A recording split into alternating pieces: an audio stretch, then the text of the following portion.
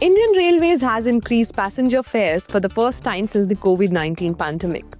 The revised rates came into effect from 1st of July 2025, and they will slightly impact non-AC and AC travelers on long-distance routes. So by how much will train fares go up? Let's tell you. The maximum fare hike is 2 paise per kilometer, as per the notification by the Railway Board. The fare of AC class in mail and express trains has been increased by 2 paisa per kilometer.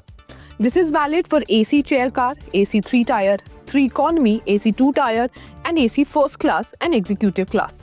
It is also applicable for the executive Anubhuti. The fare of non-AC mail and express travel has increased by 1 paisa per kilometer. This covers second class, sleeper class and first class. Indian Railways has revised second class fares with a marginal hike of half a paisa per kilometer. While journeys up to 500 km remain unaffected, passengers travelling beyond will now pay ₹5 to ₹15 more, depending on the length of their journey. So the fare will be ₹5 for 501 km to 1500 km, ₹10 for 1501 km to 2500 km, and ₹15 for 2501 km to 3000 km. Simply put, the 1400 km journey between Delhi and Mumbai in an AC coach will cost ₹28 more per person, and for non-AC class it will be ₹14. For the second class, the increase will be less than ₹5 per person.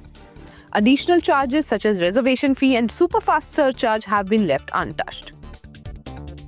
Now, what are the other changes? Alongside the fare update, Indian Railway has introduced other changes too.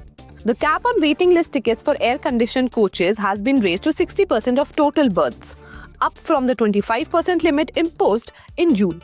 For non-AC sleepers in second-class coaches, the waiting list cap has been revised to 30% of total berth capacity. This balances demand while ensuring availability in the most heavily used segments.